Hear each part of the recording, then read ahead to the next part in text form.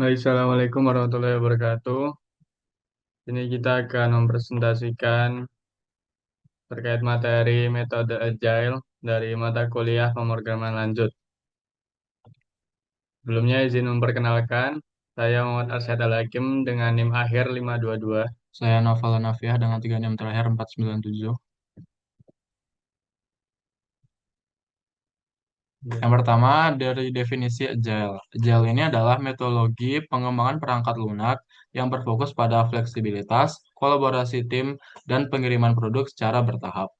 Agile menekankan pada respon cepat terhadap perubahan kebutuhan pelanggan dan melibatkan pelanggan secara aktif selama proses pengembangan. Kemudian gimana sih cara kerja Agile ini? Cara kerja yang pertama itu ada sprint planning. Sprint planning ini adalah tim yang merencanakan fitur apa saja yang akan dikembangkan dalam sprint mendatang. Yang kedua, daily stand up.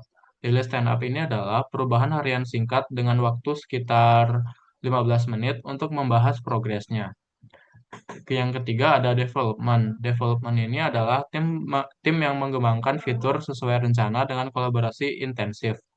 Kemudian ada sprint review, demonstrasi hasil kerja kepada stakeholder untuk mendapatkan feedback. Itu yang dinamakan dengan sprint review.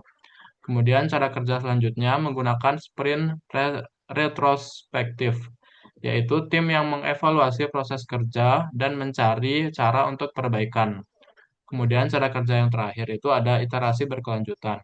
Jadi iterasi berkelanjutan ini adalah proses yang diulang hingga produk sudah benar-benar selesai. Kemudian apa sih kelebihan dari Agile ini? Kelebihan yang pertama itu risikonya itu lebih rendah karena testing dan review dilakukan secara berkelanjutan. Kemudian kualitas produknya juga lebih baik karena feedbacknya terus-menerus. Dan yang terakhir, komunikasi tim lebih baik melalui kolaborasi intensif. Ada juga kekurangan dari Agile ini. Yang pertama, dokumentasinya itu sering kurang lengkap karena fokus pada pengembangan. Yang kedua, memerlukan tim yang berpengalaman dan memahami prinsip dari Agile ini sendiri. Kemudian yang terakhir, sulit untuk memprediksi timeline dan budget secara pasti di awal proyek.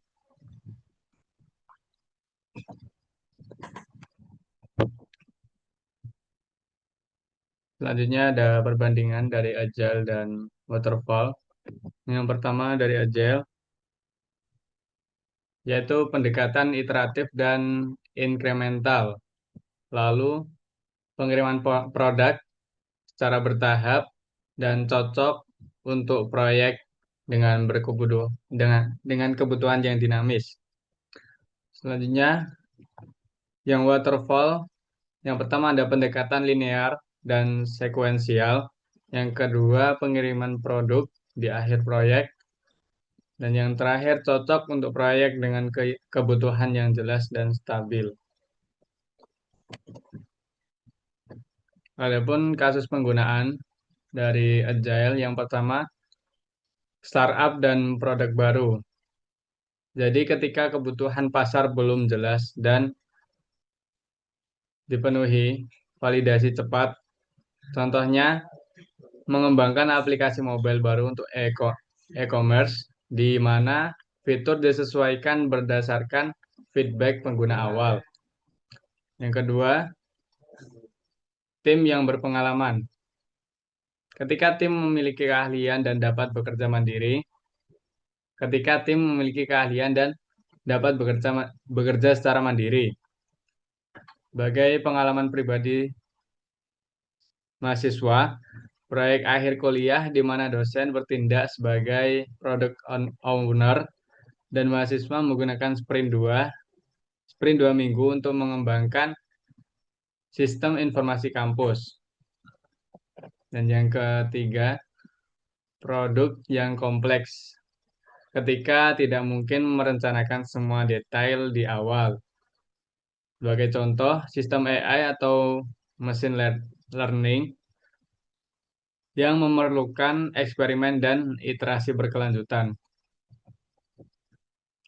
Jadi kesimpulan daripada materi yang sudah saya dan rekan saya sampaikan yaitu Agile merupakan metodologi pengembangan perangkat lunak yang relevan di era digital saat ini, di mana Kecepatan adaptasi dan fleksibilitas menjadi kunci kesuksesan untuk produk.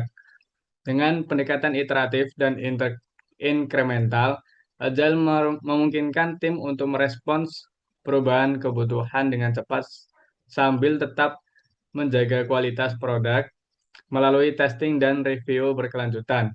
Meskipun Agile memiliki kelebihan signifikan seperti fleksibilitas tinggi dan pengiriman nilai yang lebih cepat kepada pelanggan, metode ini juga memerlukan komitmen dan kolaborasi intensif dari seluruh tim serta stakeholder.